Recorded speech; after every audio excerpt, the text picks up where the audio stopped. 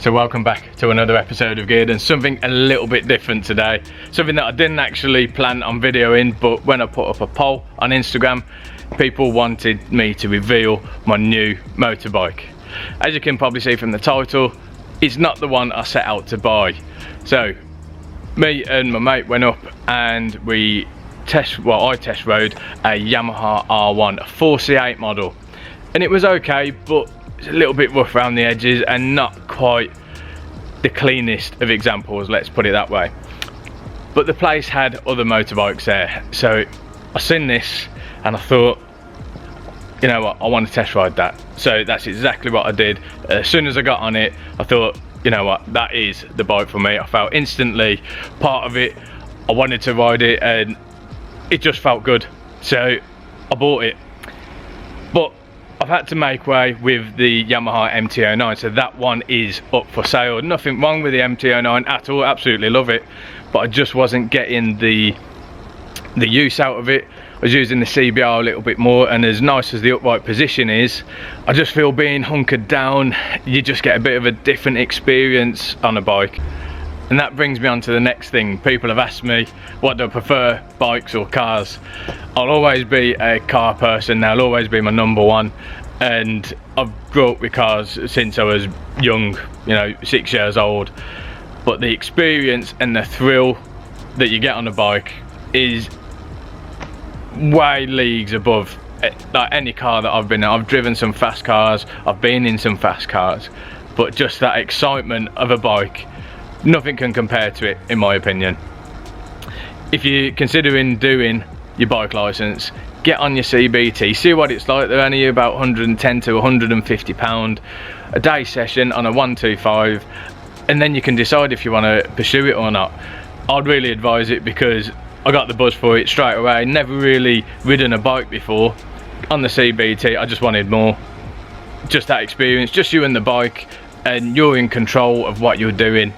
And that is what done it for me, to be honest. So a little bit more about the bike that I've bought. It's used all over the world for circuit racing and especially road racing. Now if that's not a hint, then I don't know what is. But we're going to go into the garage. I'm going to tell you a little bit about the garage because I'm thinking about doing a garage build, and when I asked the question again, people wanted me to do a bit of a build on it. Now it's not going to be anything major, but it will look a lot better than it is now. So I'll see you in there. So luckily we've got a garage right at the back of the house, and it's not a small garage either. It's not a double garage, but it is a large garage. Excuse all the mess in the corner over there.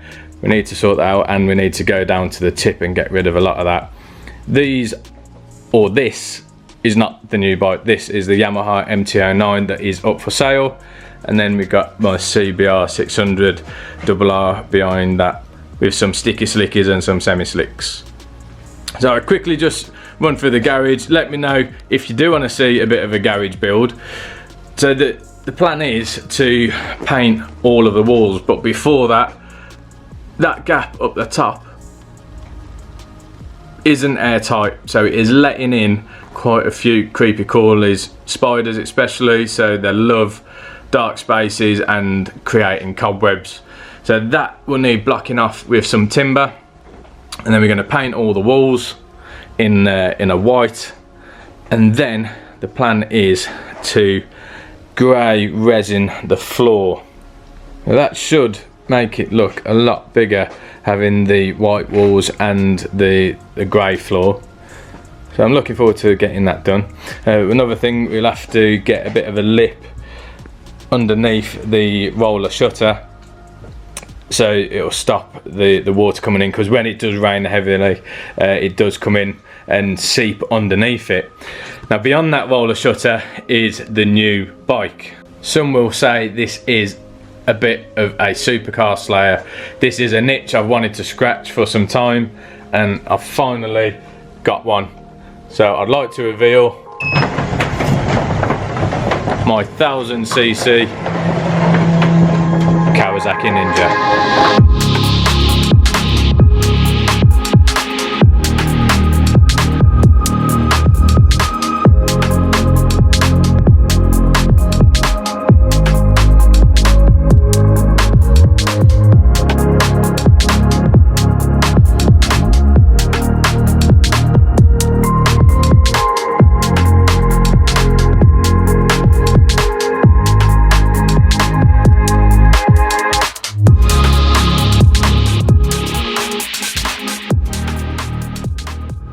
So was we expecting that? There was a lot of R1 guesses, a lot of S1000RR guesses, but yeah, Kawasaki Ninja ZX-10R. Now one of the standout bits for me was the SC Project exhaust. Now this is loud, I'll show you shortly. This is probably a little bit too loud.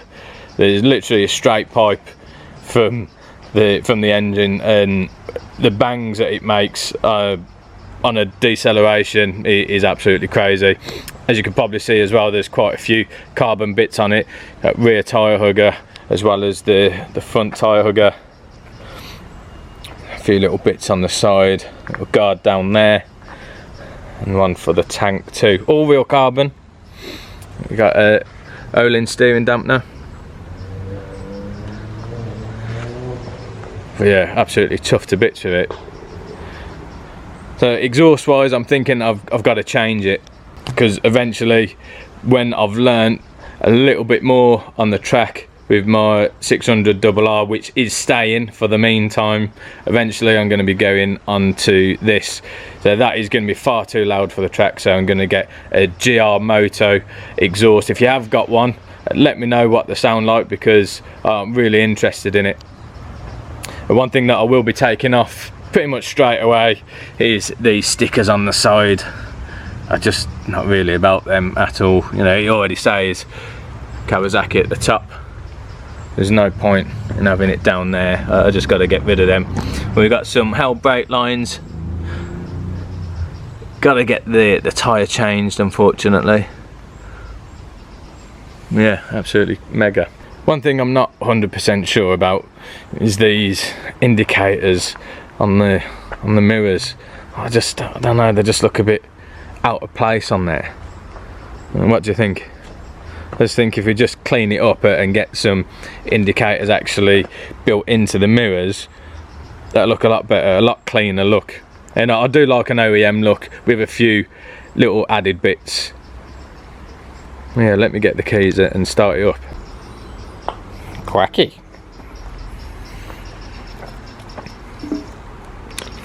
Oh, I've got to show you this as well.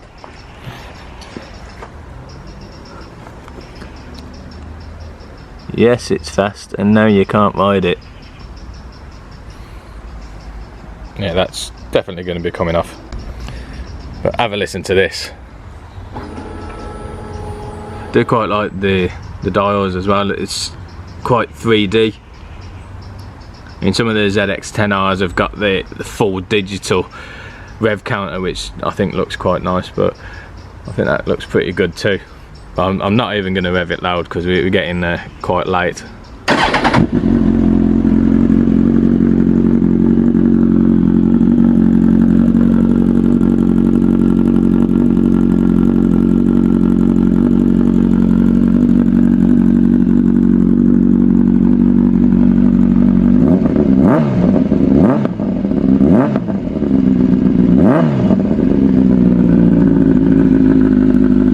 Just a little bit too loud, I think.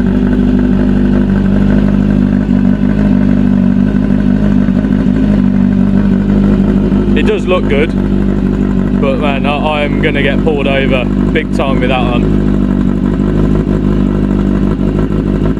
So a couple of bits that I want to do to this bike. Obviously we can't leave them standard, can we? I do want to get this mapped. I think you can map these on the standard ECU, correct me if I'm wrong, and I want to get a Heel Tech quick shifter mapped in with that as well. I probably won't do it to the CBR now.